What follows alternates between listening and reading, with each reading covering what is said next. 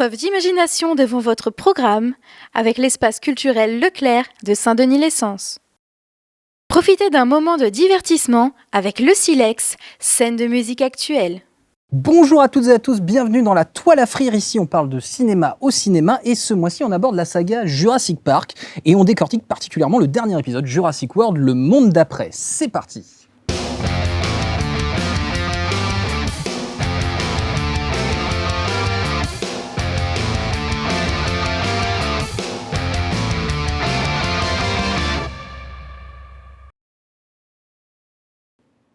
Bonjour à tous, bienvenue du coup dans la toile à frire. Je remercie à nouveau toutes les personnes qui font en sorte que cette émission existe. Charline Massetti, Robin Minéo à la réal, Miguel Marquez à la prod, toute l'équipe de la télé de Lyon, Johan Rodriguez de Corvus Factory pour la déco et Emmanuela Legros de la ville de Joigny pour son aide toujours inestimable. Bienvenue, je vais vous présenter nos invités pour cette émission du jour. Tout d'abord à ma droite nous avons Anthony. Bonjour Maxime, merci de m'avoir invité. Merci à toi d'avoir répondu à notre invitation. Tu es un spectateur du cinéma de Joigny. Bonjour Emmanuel. Bonjour. Emmanuel, on t'a déjà vu dans la précédente émission Oui. consacrée à Star Wars. Émission que vous pouvez d'ailleurs regarder encore sur la chaîne YouTube de la télé de Lyon ou qu'on retrouve en audio podcast sur Spotify, Deezer, Apple Podcast, iTunes. Comme ça, j'ai fait toutes les présentations. Bienvenue encore à nouveau, Emmanuel. Merci et merci encore de m'inviter. Mais de rien, tu es le bienvenu. Nous sommes donc ici pour parler de la saga Jurassic Park, Jurassic World. On va parler longuement de Jurassic World 3, le monde d'après, qui est sorti au cinéma le 8 juin 2022. Mais d'abord, il faut qu'on parler ensemble dans une première partie d'émission de la saga Jurassic Park, Jurassic World dans son ensemble depuis ses débuts. Et pour introduire tout ça, je vous ai préparé un petit sujet récap que on regarde tout de suite. Je possède une île au large du Costa Rica. Est-il vraiment nécessaire de présenter encore Jurassic Park ? En 1990, Michael Crichton, auteur de science-fiction américain, publie le roman Jurassic Park, qui raconte l'histoire d'une entreprise capable de recréer des dinosaures afin de les exposer dans un luxueux parc à thème. Après un sabotage, les dinosaures s'échappent et mettent en danger la vie des quelques premiers visiteurs venus tester le parc. Grand ami du réalisateur Steven Spielberg, lui-même passionné de dinosaures depuis l'enfance, Crichton lui confie un manuscrit de son Jurassic Park que Spielberg dévore en une nuit. Ce dernier convainc alors les studios Universal, avec lesquels il a déjà réalisé E.T. ou Les Dents de la Mer, d'acquérir les droits d'adaptation du roman pas encore publié à l'époque. Il y est arrivé, ce vieux dégénéré. À l'été 92, et après une réécriture du scénariste David Koepp, Steven Spielberg lance le tournage de son Jurassic Park. Mettant à l'œuvre tout son talent de réalisateur, le célèbre Stan Winston est choisi pour mettre en scène les animatroniques géants des dinosaures. Mais c'est surtout du côté de la post-production, et notamment du côté des équipes de ILM, fondées en 1975 par George Lucas, que le miracle se produit. En effet, si Spielberg avait un temps envisagé d'animer les dinosaures avec la technique du stop motion, c'est en voyant une séquence d'animation par ordinateur d'une course de Gallimimus que la décision est prise, les animaux seront numériques. Je ne supporte pas ces conneries d'informaticiens. Le film Jurassic Park sort finalement le 9 juin 1993 aux États-Unis et le 20 octobre en France. Le film devient rapidement l'un des plus gros succès au box-office de tous les temps, battant même le record jusque-là détenu par E.T. du même Steven Spielberg. Il se déplace en troupeau. Au-delà de son succès populaire, le film transforme durablement la façon de faire des films en popularisant l'usage massif des images de synthèse. Bien entendu, le succès planétaire de Jurassic Park est tel qu'il ne faut pas longtemps aux équipes d'Universal pour commander à Steven Spielberg une suite. Ça tombe bien puisque Michael Crichton, l'auteur du roman, publie en 1995 Le Monde Perdu, référence directe au roman Le Monde Perdu d'Arthur Conan Doyle, paru près d'un siècle auparavant. Spielberg se lance donc dans l'adaptation du roman et situe son monde perdu 4 ans après les événements du premier volet. On y découvre le site B dans lequel les dinosaures se sont peu à peu adaptés à un mode de vie plus sauvage, un mode de vie bientôt perturbé par David Chasseur venu récupérer quelques spécimens en vue d'ouvrir un nouveau Jurassic Park sur le continent. Mauvaise idée. Le Monde Perdu sort à l'été 97 et bien qu'étant un nouveau succès commercial, il n'atteint pas les scores titanesques de son prédécesseur. La critique éreinte aussi un peu le film lui reprochant un ton beaucoup plus sombre et nihiliste. Qu'à cela ne tienne, Universal book déjà un 3e volet et programme sa sortie en 2001. Un projet que refusera de réaliser Steven Spielberg qui confie la tâche à son ami Joe Johnston. Entre les très nombreuses réécritures, le fait que ce soit le premier film de la franchise à ne pas être adapté d'un roman de Michael Crichton et le départ d'une partie des artisans des 2 premiers volets, Jurassic Park 3 sort effectivement en 2001 mais ne convainc pas grand monde. C'est vraiment un gros tas de merde. Le semi-échec critique et au box-office de Jurassic Park 3, puis le décès de Michael Crichton en 2008, font mettre à Universal de côté la mise en chantier d'un 4e volet pendant près d'une décennie. Non, je dis simplement que la vie trouve toujours un chemin. Le goût du public pour les remakes des sagas cultes au milieu des années 2010 permet à Jurassic World de voir le jour en 2015, et à Universal d'annoncer la mise en chantier d'une nouvelle trilogie autour des dinosaures. Dans la réalité comme à l'écran, 22 ans se sont écoulés depuis le premier Jurassic Park, et Jurassic World propose une lecture nouvelle et modernisée du premier film, montrant cette fois un parc ouvert au public et les catastrophes engendrées par les chercheurs, avides de créer un dinosaure toujours plus gros et toujours plus féroce. Le film est le second carton de l'année 2015, juste derrière la reprise sur grand écran d'une autre saga culte cette année-là, saga dont on a déjà parlé dans La Toile à frire. En 2018, Jurassic World Fallen Kingdom, mise en scène par le réalisateur de films d'horreur Juan Antonio Bayona, sort sur les écrans et propose un second volet bien plus sombre et terrifiant que son aîné. Le succès populaire est moindre que le précédent, mais permet tout de même de mettre en place l'ensemble des pions pour la conclusion de la trilogie Jurassic World et de l'ensemble de la saga Jurassic Park, Jurassic World, le monde d'après, au cinéma, le 8 juin 2022.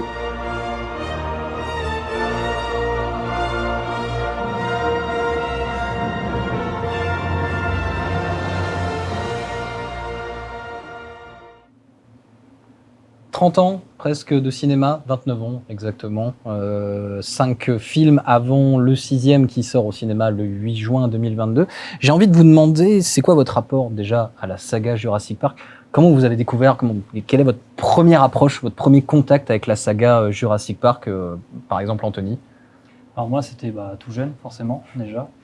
Et étant fan de dinosaures, comme beaucoup d'enfants des années 90, c'est mon grand cousin qui m'a ramené la VHS du premier Jurassic Park. Et je suis tombé amoureux tout de suite du film.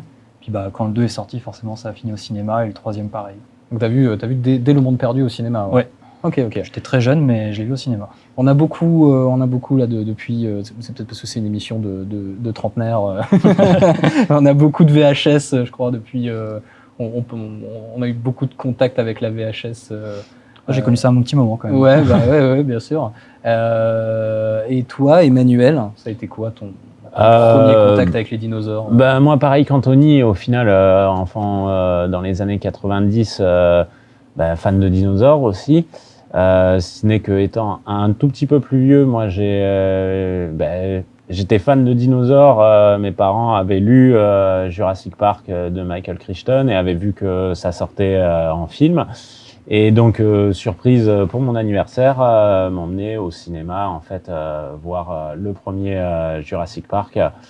Donc, au cinéma, je me souviens que c'est même le premier film que j'ai été voir 2 fois au cinéma. Ah oui. Parce que ça a été un grand coup de foudre.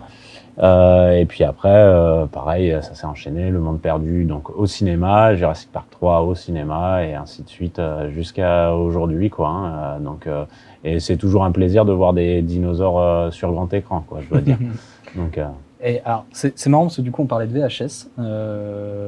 Et je voulais venir sur ce terrain-là parce que moi, mon premier contact vraiment avec Jurassic Park, ça n'aura pas été en voyant le film sur VHS. Je pense que la première fois que je l'ai vu, ça devait être sur une rediffusion télé.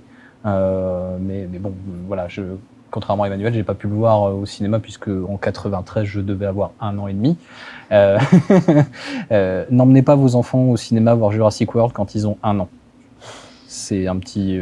ni aucun film. Je crois. Non, mais voilà. Je Je dis ça parce que ça s'est produit récemment sur les premières séances ici, donc ne le faites pas. Et du coup, le premier contact avec le premier Jurassic Park, c'était une bande-annonce. C'est la bande-annonce du premier Jurassic Park qui était avant la cassette, qui était en début de cassette de Casper, un autre film en blanc produit par Spielberg. Casper que j'ai bouffé des centaines de fois en point d'élimer la VHS. Mais la bande-annonce de Jurassic Park était vraiment terrifiante. Je me souviens que l'un des premiers plans de la bande-annonce, c'était le verre d'eau.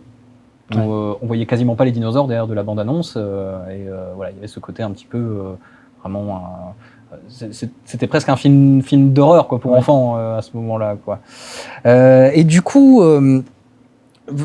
votre rapport à la saga, donc vous rentrez un petit peu dans la vie d'adulte, je pense, au milieu des années 2010, on doit avoir à peu près le même âge. La saga revient sous une nouvelle mouture qui est Jurassic World en 2015. Ça a été quoi votre réaction à ce moment-là quand le projet Jurassic World déjà a été annoncé? Bah, moi déjà j'étais très content parce que je me suis dit on va avoir en fait le Jurassic Park 4 qu'on a toujours voulu avoir. Parce que le 3, bon, il avait un peu déçu quand même sur certains points.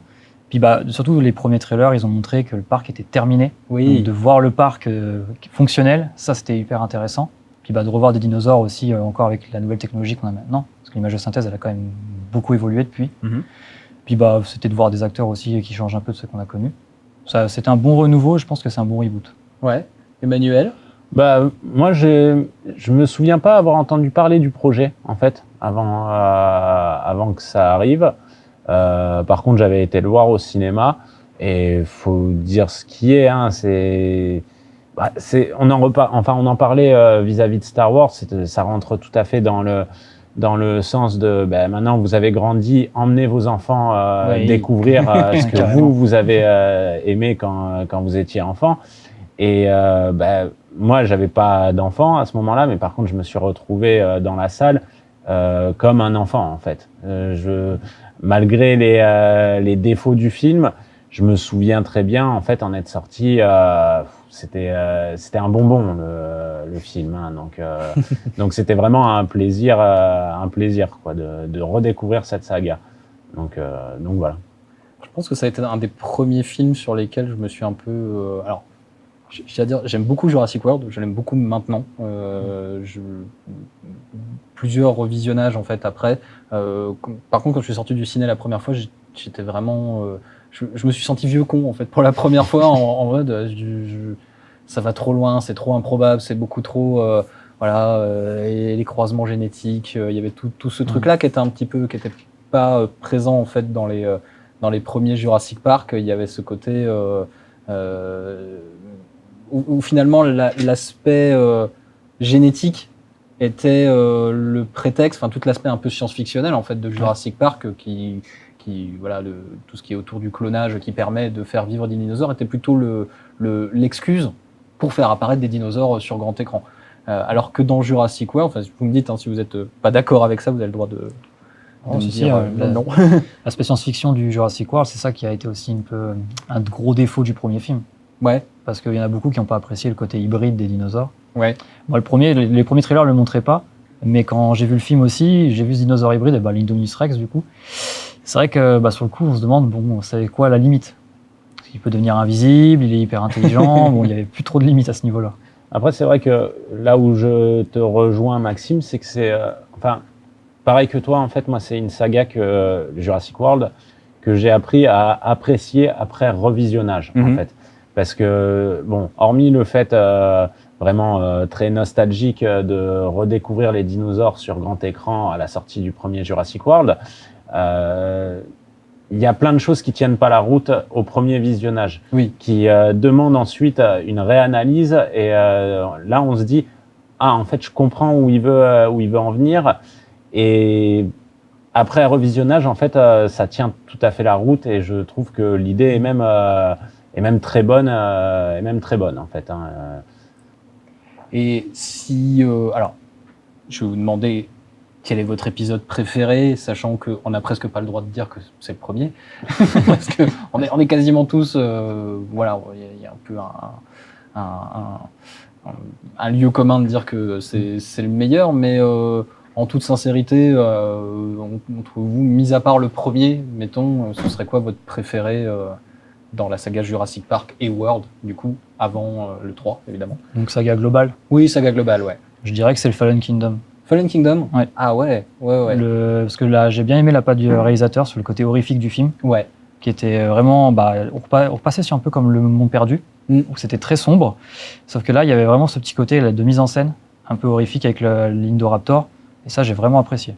Et le parti pris de twister un peu la saga Jurassic Park, qui est censée être quand même des grands espaces, des dinosaures à l'air libre, et finalement de concentrer toute la deuxième partie du film dans un manoir. Dans le manoir.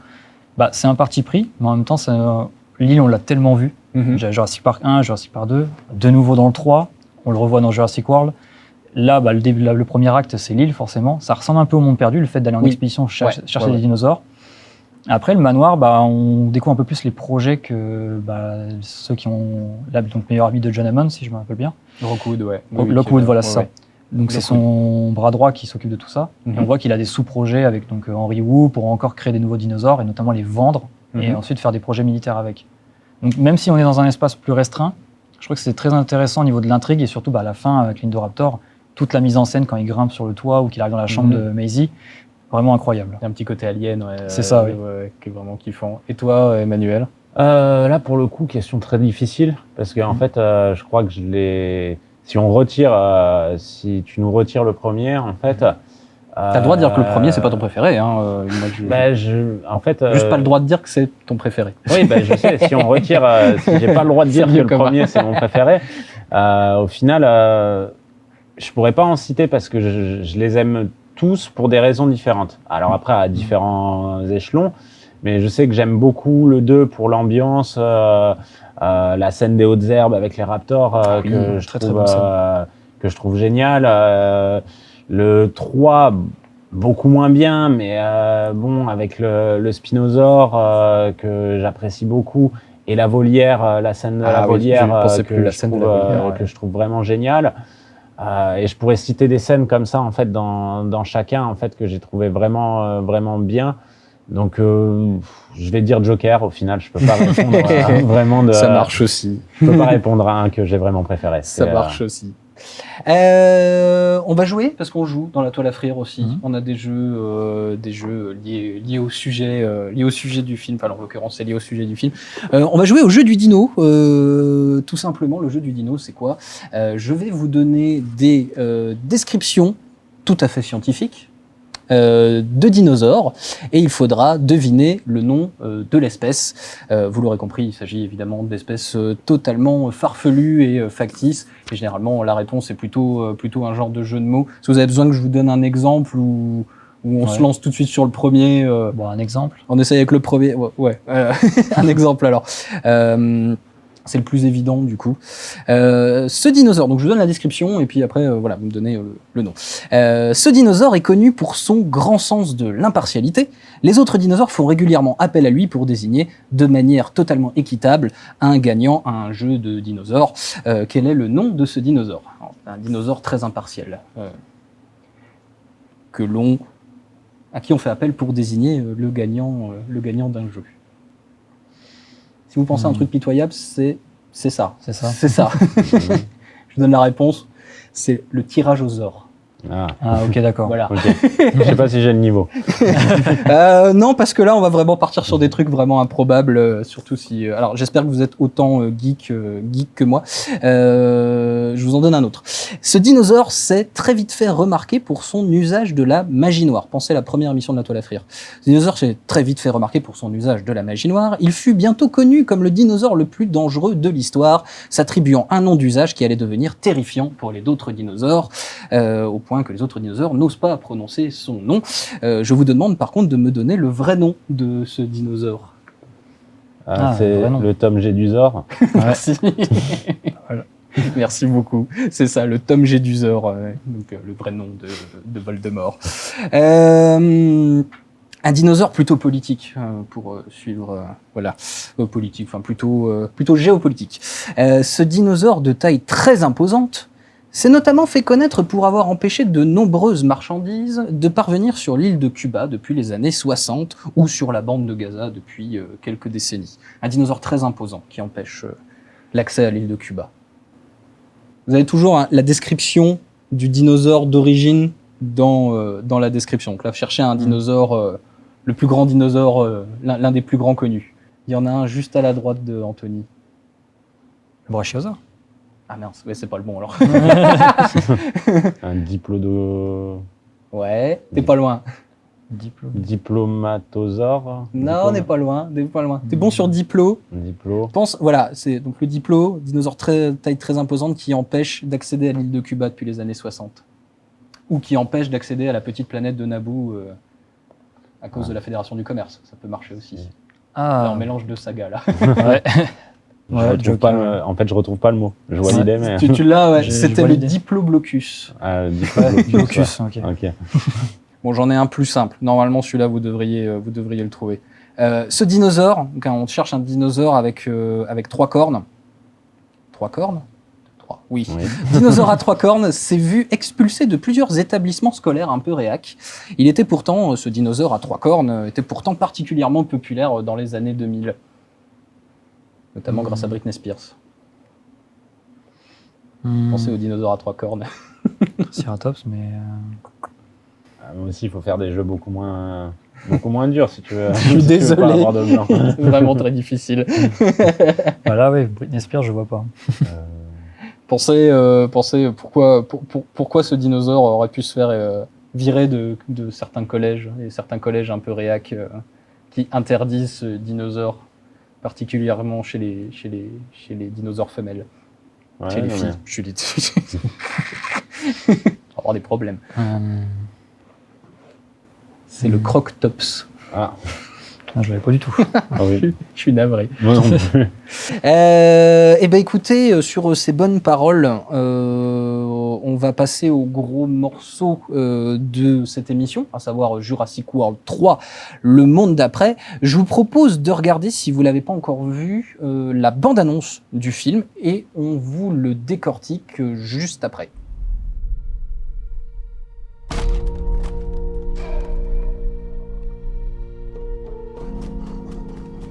Blue a eu un petit? C'est impossible.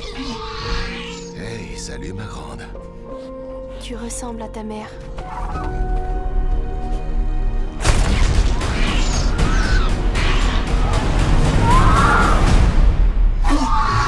T'inquiète pas, je te promets de te la ramener.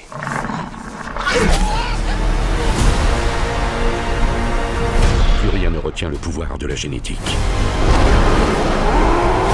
Nous avons commis une grave erreur. L'horloge de l'apocalypse s'est emballée.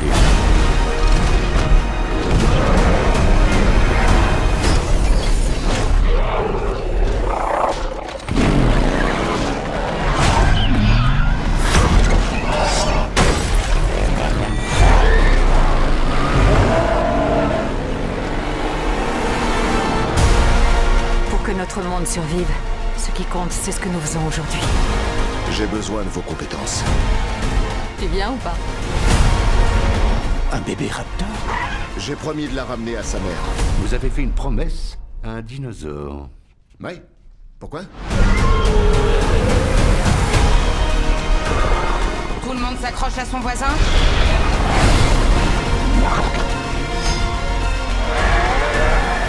Dis-moi que c'est pas vrai.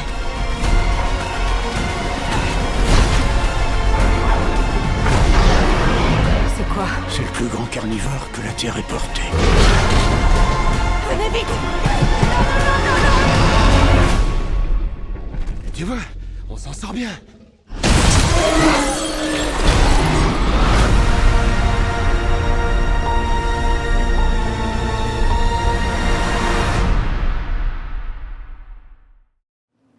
Jurassic World 3, Le Monde d'après au cinéma depuis le 8 juin 2022. On a vu le film, c'est un petit peu différent des autres épisodes de La Toile à Frire où on abordait les sagas avant de voir les films.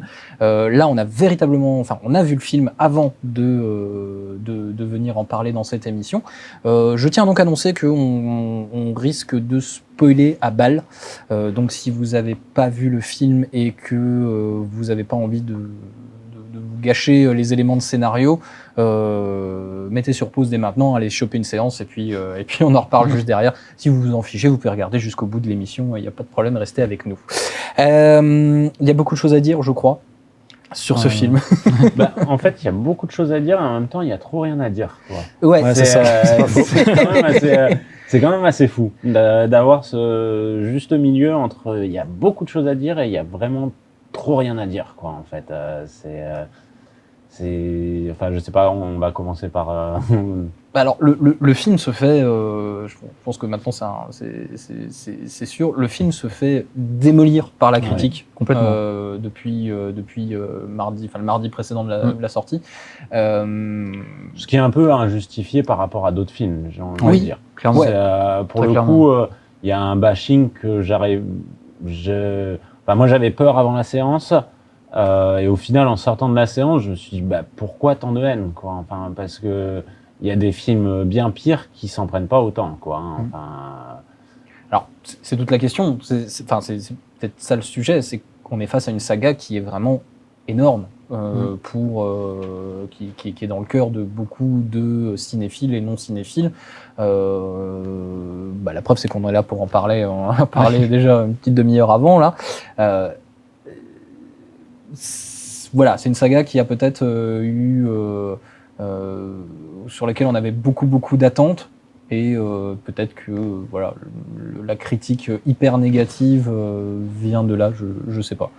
Après, c'est une saga aussi où il y a plusieurs générations de fans. Ouais. Déjà, notamment, on peut prendre par exemple Star Wars. C'est un peu le même problème. Dès qu'un nouvel épisode qui sort, forcément, il est critiqué. Je pense notamment à Fallen Kingdom, qui a été bâché dès sa sortie également. Et maintenant, vu qu'il y a celui-ci et qu'on bâche celui-ci, on dit que Fallen Kingdom était beaucoup mieux. C'est les mêmes problèmes pour Star Wars. Et là, c'est un peu ça, je trouve. Mais le film se regarde très bien. Après, il a des défauts, ça c'est clair. Ouais. C'est pas le meilleur de la trilogie Jurassic World. Non. Mais il se regarde très bien, je trouve qu'on retrouve quand même les choses qu'on voulait voir, malgré qu'on ait peut-être beaucoup plus d'attentes au vu des trailers. Ouais. Alors, du coup, truc très intéressant, on en parlait en privé depuis des mois, voire même des années. La fin de Jurassic World Fallen Kingdom donnait un peu une promesse. Était presque les derniers plans de Fallen Kingdom étaient presque une superbe bande-annonce qui donnait vraiment envie finalement d'aller voir, d'attendre le troisième volet. Je te posais la question, même si je connais un petit peu la réponse. Est-ce que tu penses, toi, que cette promesse, ce qui nous a vraiment donné goût à aller voir ce Jurassic World 3, tu penses que cette promesse a été tenue? Alors, je vais même rajouter des choses à ce que tu viens de dire, parce qu'il n'y a pas que la fin de Fallen Kingdom qui nous a fait des promesses. Il y a eu aussi quand même un court-métrage entre les deux, exact. Où on voyait vraiment les humains cohabiter. Enfin, il y avait une attaque d'un camping, un camping sauvage par des dinosaures. On a eu une première scène qui nous a été montrée, qui est d'ailleurs totalement absente du film, que je me suis posé la l'attaque question. Du drive-in, L'attaque du cinéma en plein air par le T-Rex. Et donc c'est une des meilleures trouvailles, je trouve. Exact. Ces deux scènes, en fait, nous exposaient clairement quelque chose. En fait, nous faisaient une promesse, ainsi que la fin de Fallen Kingdom. Et moi, j'ai envie de dire que j'ai pas eu forcément la réponse à la promesse que j'attendais dans celui-ci. Alors, on va peut-être développer après, mais en fait, je trouve que le film se découpe clairement en deux parties. Un peu comme Fallen Kingdom, et justement comme dans Fallen Kingdom, en fait, si on veut, il y a une partie qui est un peu inattendue et qui est très intéressante parce que ça nous sort en fait des sentiers battus de Jurassic Park. Ouais. Donc dans Fallen Kingdom, comme vous disiez, il y avait la scène du manoir. Et là, il y a une première scène qui se passe à Malte où tu disais que ça fait très Jason Bourne. C'est complètement Jason Bourne sur certains plans. Et cette scène, en fait, est totalement inattendue. Ou les derniers Craig, mais oui. Est totalement inattendue et ça nous sort complètement de ce qu'on était habitué à voir avec Jurassic Park et Jurassic World. Et moi, ça me faisait du bien, en fait. C'était limite ce que j'avais envie de voir. Et en plus, on explore par petites touches, mais on explore un petit peu vraiment les conséquences des dinosaures lâchés dans le monde qui sont retrouvés sur des marchés noirs, sur ce genre de choses. Mais oui, effectivement. Et donc ça, après, c'est la première partie du film. Et après, on repart sur du déjà vu. Et alors là, en plus, on peut dire sur du gros déjà vu. Du gros déjà vu. Parce que ça y va à fond dans les... C'est même plus des clins d'œil, on cligne des deux yeux, là. Enfin, pour... c'est, t'as vu, tu l'avais pas vu ça? Tiens, tu l'as vu ça? Et ça en devient lourd, en fait, à la fin. Et c'est un peu dommage. Donc pour moi, je trouve que la promesse, elle est pas entièrement tenue. Et il y a une touche de déception. Je dirais pas que c'est un mauvais film. Je dirais pas que, mais j'attendais autre chose. Moi, j'attendais clairement autre chose. Anthony, c'était quoi tes attentes déjà sur le 3? Bah, moi, c'est vrai que la fin de Fallen Kingdom me laissait entrevoir comment on allait cohabiter avec les dinosaures dans le monde et tous les problèmes que ça allait répercuter. Comme il disait, notamment le court-métrage qui nous avait bien montré l'attaque de l'allosaure, comme quoi on n'était plus protégé nulle part au final. Et là, je trouve que déjà l'intro, elle est... Alors c'est bien, c'est que ça montre tous les problèmes qu'il y a avec les dinosaures. Le problème, c'est que au niveau réalisation, il n'y a rien en fait. C'est juste une enquête d'un journaliste. Je trouve que c'est... J'allais en parler, et puis ça fait un peu, ça y est, on vous a montré ce que... C'est ça, voilà. On vous a montré, on n'en parle plus. On va passer à autre chose maintenant. C'est ce que vous attendiez, on en fait un reportage. Et puis, je contextualise pour ceux qui éventuellement n'auraient pas vu le film mais nous regardent quand même à ce niveau-là.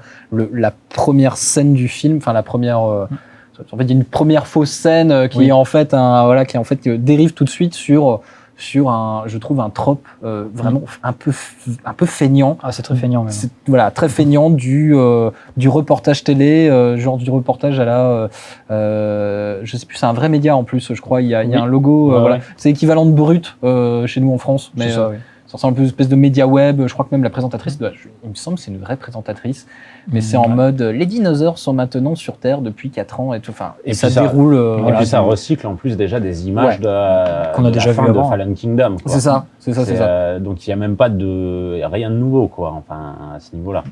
Et on part assez vite du coup dans le film sur ce que sont devenus les personnages, les héros. Ce qui est bien, c'est que toute la partie avec Claire au départ, c'est qu'on a remplacé en fait l'élevage en batterie, donc des vaches, des poules, tout ça, par les dinosaures. Donc c'est bien, c'est qu'on met ça un peu au goût du monde jurassique. Ça, c'était sympathique, je trouve. L214.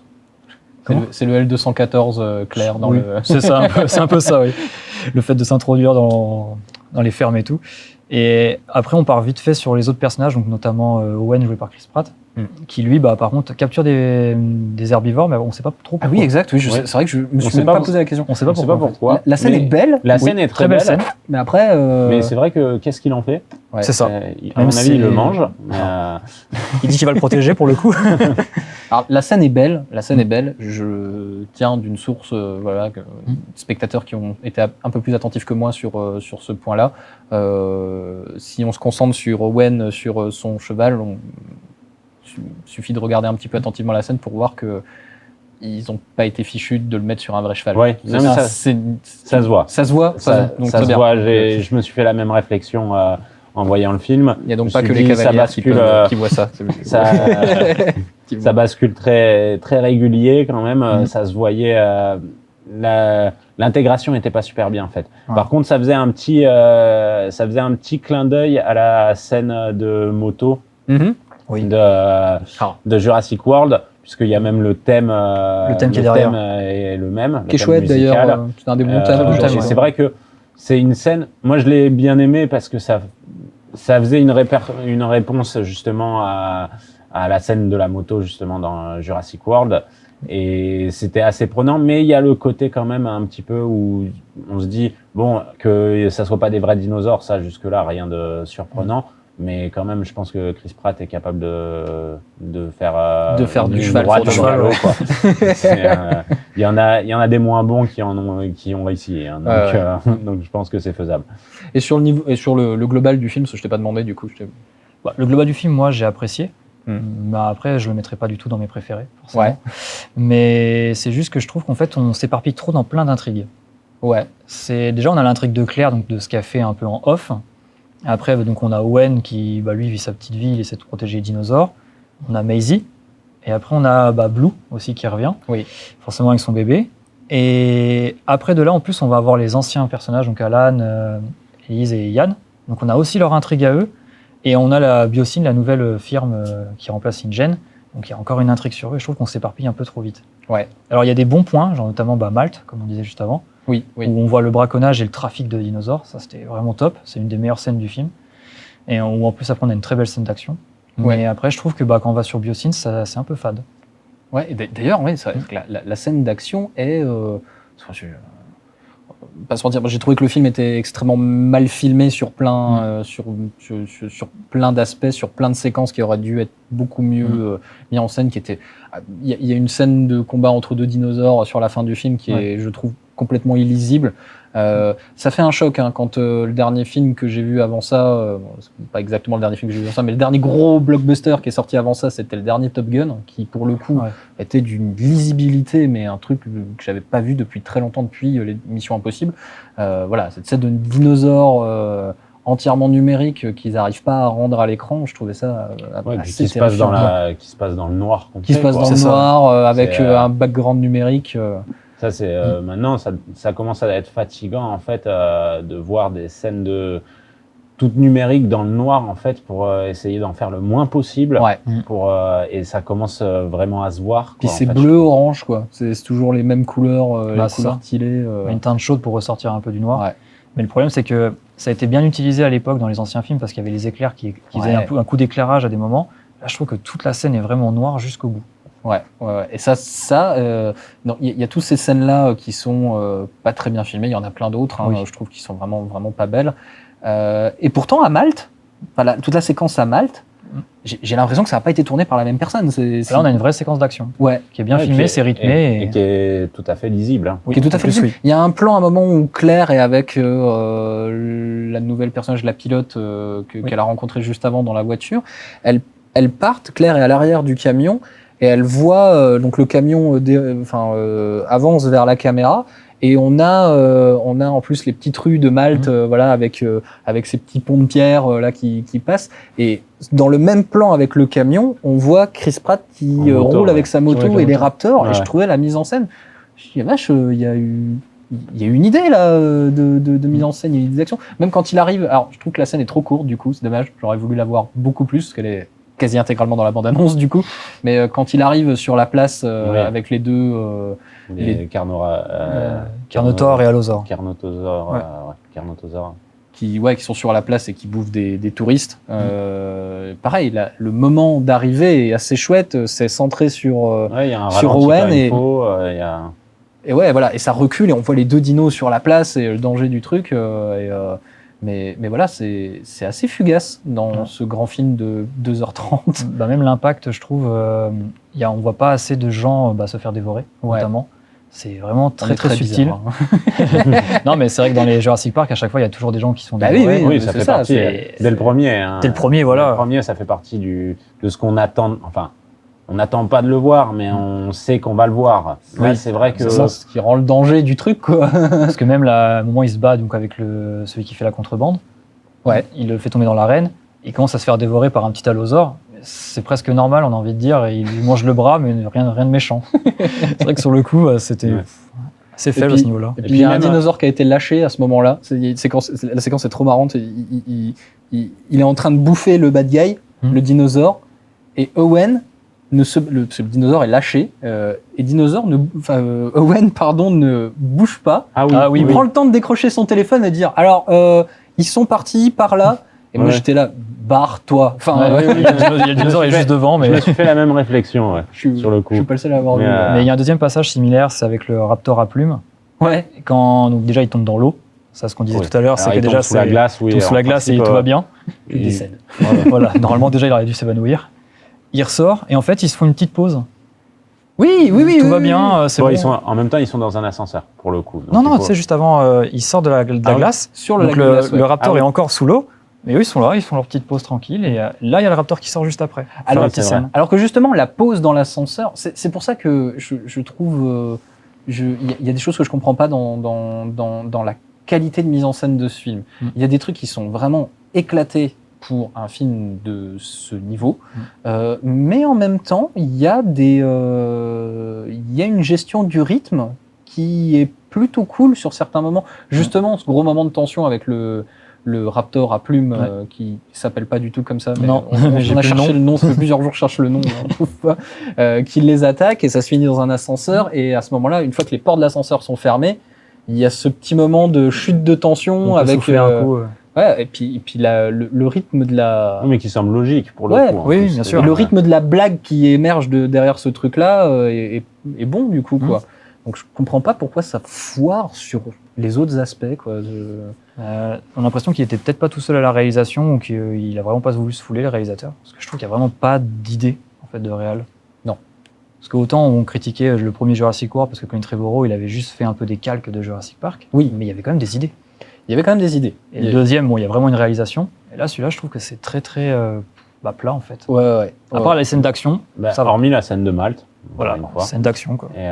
Mais sinon, après. Qui est vraiment un rip-off, je suis désolé, je vais abuser avec ça, mais qui est un rip-off de tout ce qu'on a vu dans les Jason Bourne et dans les derniers James Bond de Daniel Craig. Oui, mais le côté avec des dinosaures en plus. Avec des dinosaures en plus, je peux dire ça. Donc même les bonnes idées de mise en scène, il les a calquées sur quelque chose. Il les a pompées sur, ouais, voilà. Et alors le vrai problème, du coup, on est d'accord. Enfin, si vraiment là où le film s'effondre un peu à mi-parcours, on est d'accord. La deuxième moitié du film, qui se passe dans un simili Jurassic Park, sans barrière. Sans barrière. Ouais. Voilà. Parce que c'est ça l'idée, c'est de ramener tous les personnages dans un lieu clos pour rejouer. Et c'est là où moi, perso, je trouve vraiment le film feignant. Certains critiques ont dit insultant. Je comprends pourquoi ils disent ça. Où finalement, on les fait rejouer avec les anciens personnages. Les séquences cultes du premier film. C'est ça. Bah oui, parce que à part la scène de Claire qui est intéressante quand elle vient de s'échouer. Ouais. Ça, j'ai trouvé intéressant parce que là, on voit un nouveau dinosaure. Et puis, on sent, en plus, avec le côté qu'il est aveugle, c'était très intéressant au niveau mise en scène, qu'il est obligé de ramper pour aller dans l'eau. Sinon, après, on voit les scènes, les dilophosaures, le T-Rex. On voit toutes les mêmes scènes, en fait, à chaque fois. Il y a un moment où l'enjeu que j'ai pas bien compris en plus, j'ai pas compris pourquoi il fallait aller couper un système électrique à un moment. Enfin, c'est pas grave. Il faut aller remettre en route un autre système électrique ou aller en couper un. Il faut aller dans une salle avec des disjoncteurs et les remettre en route, machin. Et au moment où ils exposent ce truc-là, je me suis vraiment dit, si vous envoyez Sattler... C'est justement ça, en fait. Dans ce passage-là du film, en fait... Alors, déjà, moi, je suis encore en train de me poser la question de l'utilité d'avoir ramené les anciens personnages. Ouais. Sachant que j'avais fini par me faire au nouveau personnage. Enfin, le personnage de Owen, donc joué par Chris Pratt, je l'avais adopté dès le premier film. Claire, je l'ai toujours pas adoptée. Elle, j'ai beaucoup de mal avec ce personnage-là. Mais là, le nouveau personnage, donc la pilote, je l'ai trouvée intéressante, un peu inexploitée, mais intéressante. Et là, on nous ramène les anciens, histoire de nous dire, souvenez-vous. Et je trouve que toute la partie avec les anciens est vraiment plate et sans intérêt, pour le coup. Et à la fin, par rapport à ce que tu dis au moment du disjoncteur, on a clairement les réalisateurs qui nous disent tiens, Sattler, tu vas aller avec Claire, comme ça, on va faire le parallèle entre vos deux, entre la nouvelle personnage féminine et l'ancienne personnage féminine. Et au même moment, on a Owen qui se retrouve à aller chercher le bébé Raptor avec Alan Grant. Donc, histoire de faire encore le parallèle entre ces deux personnages qui ont rien à voir pour le coup, si ce n'est, on va dire, leur amour, entre guillemets, entre grosses guillemets pour Alan Grant. C'est un autre problème. Leur amour des Raptors, quoi. C'est tout ce qu'il y a et ça fait un peu gratuit, ouais. Totalement. C'est ce côté-là. Je pense que c'est pour ça que certains critiques ont jugé le truc quasiment insultant, parce que c'est presque nous dire des fois que vous soyez trop con pour pas avoir compris que en fait c'est un parallèle avec ces personnages-là. Ben, on vous le remet, on vous le remontre bien. Mais il n'y a pas que ça. Hein. Il y a eu un moment où quand ils sont chassés par le gigatosaure, le méga T-Rex, le méga T-Rex. Ça se voit pas tant que ça à l'écran en plus. Non, il est pas si grand. Enfin, il paraît juste un peu plus long, c'est tout. C'est un autre problème de mise en scène, ça, je trouve. Par contre, on nous appuie bien dans le film que c'est le plus grand prédateur que la Terre ait connu. C'est parce qu'il est à 12,99 € dans ton Intermarché et qu'il ne faut pas oublier de l'acheter. À chaque fois qu'on le voit, c'est un gigantosaure, c'est le plus grand prédateur que la Terre ait connu, quoi. Il fait 1 mètre de plus que le T-Rex. Hein, et on a 3 fois la réplique dans le film, quoi. C'est vrai, quand même, hein. c'est vrai. Sur cette scène-là, donc quand ils sont chassés par le gigato, la séquence, c'est pareil. Il y a une voiture retournée. Il y a tous les personnages qui sont en train de s'enfuir. Et on comprend pas pourquoi Malcolm reste en arrière. On comprend pas. Si, on comprend. On sait où ils veulent en venir. En fait, voilà, c'est ça le problème, c'est qu'on sait ce qu'ils vont faire et c'était comme. Qu'est-ce que c'est feignant. Et effectivement, on a Malcolm qui ressort avec le feu et qui essaie d'attirer le méga T-Rex de son côté. Et c'est, on a cité celle-là et puis le disjoncteur. Il y en a d'autres dans le film. Plein d'autres. Et le problème, c'est que on en a parlé tout à l'heure avant l'émission. Le problème, c'est que ça gâche d'autres très bons moments qui pourraient y avoir, qui pourraient surgir de ce film. Ou d'autres potentielles bonnes idées, quoi. Ouais. En fait. Ouais. Notamment à la fin avec il y a une espèce de sculpture là où ils sont dans le nouveau centre de Biocine, une sculpture en cercle. En cercle, oui. Et le T-Rex arrive et passe sa tête juste derrière le cercle. Et pendant une demi-seconde, ce qui représente le logo. Ça représente le logo de Jurassic Park. Et je trouvais. Oui, mais sauf que quand elle arrive dans le film, à ce moment-là, en fait, on en a déjà marre. On en a déjà marre, ouais. On en a déjà marre. Et je pense même qu'il y a même une scène qui est encore plus, qui pour le coup pourrait vraiment être insultante. Je trouvais c'est vraiment une déclaration du réalisateur au spectateur à dire arrêtez de comparer avec les œuvres du passé, machin. Il y a une scène où le dialogue est complètement inutile dans le film. Où c'est Sattler qui dit ça à Claire, juste avant la scène des disjoncteurs, qui dit un truc du genre c'est pas le passé qui compte, machin, c'est ce qu'on fait maintenant, c'est le présent. Je trouvais cette scène est dans le film complètement inutile, mais elle a l'air vraiment d'être adressée aux spectateurs en mode arrêtez de râler en comparant avec les anciens, c'est pas du tout la même époque. Ouais, mais le problème c'est que si tu nous le fais au niveau de la réalisation, c'est plus fort que nous, j'ai envie de dire. Si on prend des copier-coller, malheureusement. C'est ça, quoi. Alors, on revient toujours à Star Wars parce que c'est un exemple. Ouais, c'est un très bon exemple. Ça a été la reprise de la saga en plus c'est la même année, Star Wars 7 et Jurassic World. Star Wars 7 était un copier-coller du 4. Mais il n'empêchait qu'il était mine de rien, vachement divertissant, et puis qu'il y avait ce côté mise à jour des effets. Le film est quand même très beau, Star Wars 7, il y a pas grand-chose qui dénote. Et avec presque... il y a presque un intérêt, je veux dire, vous vous retrouvez face à un gamin d'aujourd'hui, à choisir entre lui montrer Star Wars épisode 4, le Star Wars original, et lui montrer le nouveau, voilà. Je pense qu'il prend le 7. Il prend le 7, Oui. et il aurait raison de choisir le 7. Oui. Parce qu'il est plus beau, il est plus pétaradant, il est plus moderne. Il y a vraiment un intérêt, c'est vraiment différencié, qualitativement parlant. C'est vraiment important, la différence de qualité. Comme Jurassic Park 1 et Jurassic World. Ouais, voilà. Mais la question que je me pose, c'est de rejouer comme ça toutes ces séquences du premier Jurassic Park dans ce Jurassic World, moins bien. En plus. Moins mise en scène, beaucoup moins de tension, pas plus belle du tout, parce que le premier était superbe. Quel est l'intérêt ? Et sachant qu'en plus, ils avaient déjà fait le coup avec Jurassic World, parce que Jurassic World, on avait quand même beaucoup de scènes qui rappelaient le premier, entre les deux enfants dans la gyrosphère qui se fait attaquer par l'Indominus. Il y avait des plans qui ressemblaient beaucoup à l'attaque du Tier 4 dans le premier. Et puis jusqu'à la fin, en fait, où Claire va chercher le T-Rex avec une fusée éclairante. Il y avait énormément de clins d'œil déjà au premier. Et bon, c'était le premier, c'était histoire de raviver un petit peu la flamme. On va dire, on peut comprendre. Là, sur le troisième, au bout d'un moment, est-ce qu'il y a vraiment besoin, quoi ? Est-ce que c'est pas un petit peu du matraquage, quoi ? Enfin, ça fait un peu fainéant, quoi, pour le coup. Déjà, il y a ce plan, le plan iconique du T-Rex qu'on voit dans Jurassic Park 1, dans les 3 films il y est. Oui. Et même dans le Fallen Kingdom, ils l'ont fait 2 fois. Déjà, c'est là qu'on voit qu'on prend les trucs qui ont marché et on les remet au goût du jour à chaque fois. Alors, à savoir quand même qu'il n'était pas dans le 3, dans le Jurassic Park 3, justement. Non, voilà. Il n'était pas. Ouais. Parce que justement, un des reproches qui a été fait au Jurassic Park 3, c'était qu'ils avaient buté le T-Rex, quoi. Et c'est pas faux. Genre, il passait comme une merde. C'était pour essayer de dénaturer, dire qu'il y avait encore plus grand et plus fort. dans un sens. Même le logo d'ailleurs de Jurassic Park 3, c'est pas le T-Rex. C'était l'allosaure. Oui, hein. c'était- le non, Spinosaure. Le spinosaure. Je confonds l'allosaure et le spinosaure. L'allosaure, il a juste C'est le la nez plus allongé. Mais ouais. Moi, j'en reviens à réévaluer le Jurassic Park 3.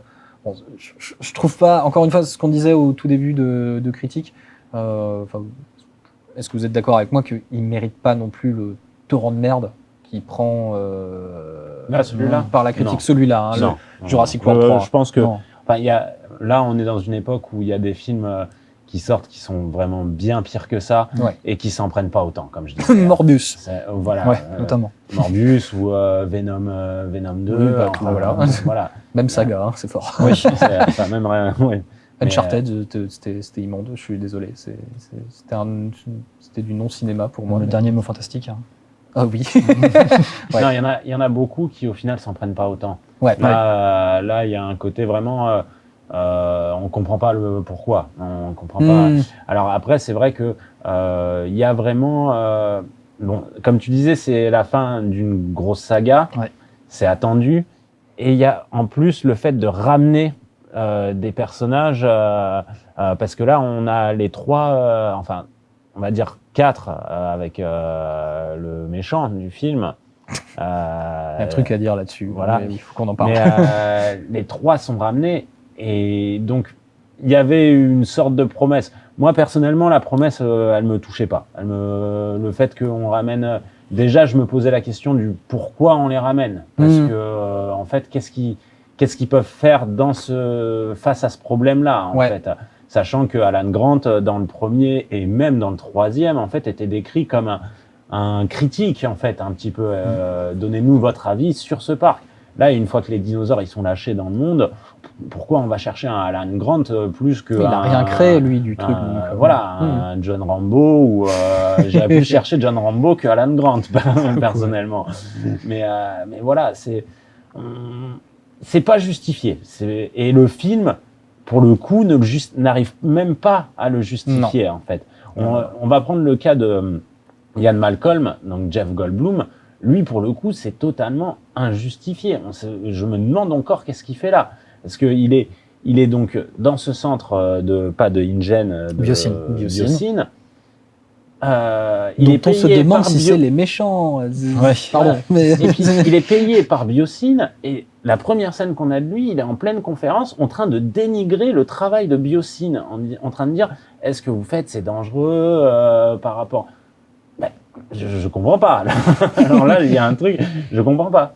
Et donc, c'est vrai que pendant tout le long du film, je me suis dit, mais bon, si ce n'est la touche humoristique, on va dire, du personnage qui est un peu en décalage, mais hormis le fait que, on a ramené un personnage de la première saga, je vois pas l'intérêt. Et les 2 autres, on n'est pas loin de ça non plus, hein.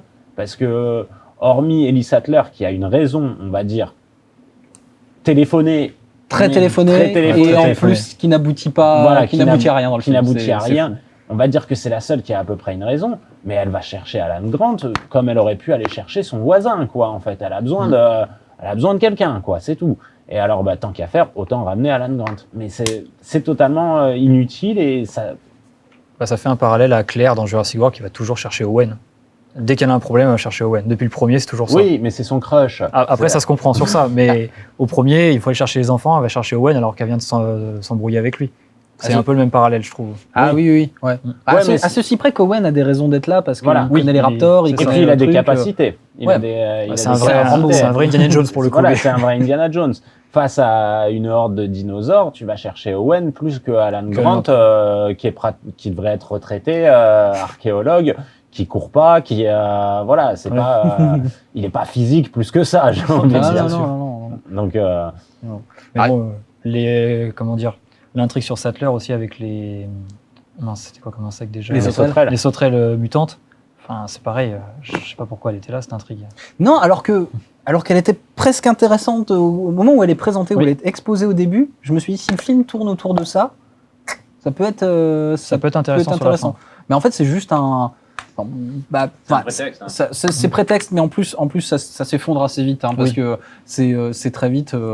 Il y a tout ce truc, alors avec les insectes machin qui ravagent les cultures et qui se répandent machin. Sauf que dans les premiers plans où en fait Sattler expose le pourquoi elle veut aller à Biosyn, elle explique tout de suite oui alors ces trucs génétiquement modifiés qui ont manifestement été conçus en laboratoire ne s'attaquent à tout sauf aux cultures de Biosyn. T'as déjà toutes les réponses. Ouais. Non, et puis, Pourquoi il y a un film après? C'est ça. on en parle quand même du méchant du film on lui expose que ces sauterelles sont immortelles. Oui. Et il cherche à les brûler. J'ai pas compris moi Hormis j'ai pas compris son plan, j'ai pas compris s'il veut. Et hormis que ça va permettre d'avoir un feu général dans la sanctuaire. réserve, où ils sont, à ce moment-là, je me suis dit, mais il y a 3 scènes, on t'a exposé qu'elles étaient immortelles. Donc pourquoi tu cherches à les brûler? Il n'a pas dit elles sont immortelles, sauf au feu. Il a dit non, elles sont immortelles, il faudrait trouver un moyen justement pour s'en débarrasser. Et non, il tente quand même de les brûler, quoi. Et ce côté porte-nawak du scénario, moi perso ça me dérange pas des fois dans un blockbuster. Ce côté, moi pas du tout. Mais... on s'en fout, ça progresse comme ça. Il faut un prétexte pour aller d'un point à un point B pour le scénario. Si effectivement au bout il y a des séquences super chouettes, ce qui était le cas dans Jurassic World, qui était aussi un peu porte-nawak sur plein de sujets, quoi. Le sujet qui était un peu n'importe quoi. Mais ça aboutissait à des séquences vraiment fortes, quoi. Ouais. Là, ça aboutit des fois à un peu pas grand-chose. Et surtout à des ressucés suédés du premier film, quoi. Vraiment, je trouve ça vraiment pas beau, quoi. Ils ont repris tous les éléments qui marchaient dans les autres pour les remettre dans celui-là. Mais c'est pas Spielberg, Trevorrow. Non. Colin Trevorrow, le réalisateur du film. C'est lui qui a réalisé ? Ouais. C'est le réalisateur du premier Jurassic World. À notre grande surprise. C'est un peu décevant du coup de sa part. Ouais. En plus, décevant dans le sens où, moi, on en avait déjà parlé, en voyant les revisionnant, le 1 et le 2, je commençais à me dire, mais il a des idées, en fait. Il a un arc. Il a un arc, il a une idée. Le premier semblait un peu gratuit, mais quand on voyait, en fait, la fin de Fallen Kingdom, moi, je me souviens d'un coup m'être dit, mais c'est pour ça que ça s'appelle Jurassic World. Oui. Parce que en fait, ça va être dans le monde entier, quoi. Et comme on disait tout à l'heure, au final, la promesse n'est pas tenue et on se dit, c'est un peu, là, à ce niveau-là, j'attendais carrément mieux et je pensais pas que ça partirait en fait sur un truc comme ça sur le 3e. On a un peu l'impression que Trevorrow essaye de se dépatouiller avec ce qui a été accompli à la fin du 2e. En fait, moi j'ai eu cette impression-là, c'est pour ça qu'il cherche à ramener tout le monde sur un lieu clos pour recentrer son truc. J'ai l'impression que c'est pas ça qu'il voulait raconter, le fait que les dinosaures sont un peu à l'extérieur. Du coup, c'est très étrange. Ça part un peu de ce principe-là quand même à la fin du 1, parce qu'il veut les laisser en liberté. Ouais. Après l'attaque, que le parc il a été ravagé. Après, ça donne l'impression qu'il voulait aller vers là, en fait. Oui, c'est ça, oui. Sauf que finalement, je sais pas. Après, là, on a quitté le côté des hybrides aussi, qui était quand même introduit dans le 1 et dans le 2. Avec les dinosaures militaires, là, on en parle vaguement à Malte. Sinon, on n'en parle plus du tout. Que la séquence est bonne aussi, d'ailleurs, avec ces hybrides-là qui sont un peu contrôlés. C'est pas vraiment des hybrides, c'est juste qu'ils ont une puce émettrice pour donner des ordres. Sinon, c'est des vrais dinosaures. Donc, c'était intéressant. Du coup, comme quoi, il n'y a pas besoin de faire des hybrides, pour le coup. Et on n'avait pas besoin d'Owen. Oui, aussi. Comme quoi, il n'y a pas besoin pour les raptors. Non, mais ça, en parlant, là, que je suis en train de me rendre compte que bizarre, t'as développé un truc dans le premier film, et en fait... c'est comme là, Blue, en fait, elle sert à rien du film. Non, d'ailleurs, elle est dans la nature. C'est ça. C'est quand même un raptor, les gars. La chasse que des lapins, ça va. Elle est assez apprivoisée. Alors, on est 3 invités. On devait être 4. Vous aurez noté l'absence de Jules, qui devait être là avec nous. Jules, qui est mon partenaire aussi dans l'émission La Friture, qui est la version en audio exclusivement de La Toile à frire, qu'on essaie de faire le plus régulièrement possible. L'idée, c'était d'en faire un par semaine. En ce moment, on est un petit peu plus occupé, donc c'est quand on a le temps, donc en audio où on décortique des films. Il aurait bien voulu être avec nous. Il a eu des problèmes liés à la SNCF pour c'est venir des problèmes. Disons qu'il est parti de Dijon pour venir à Joigny et s'est retrouvé plutôt du côté de Besançon. Donc sacré trajet. Voilà. Donc Jules n'est pas avec nous. Toutefois, il a quand même, grâce à la magie de la technologie, nous avons pu quand même récupérer son avis sur le film. Alors du coup, je vais me connecter à lui.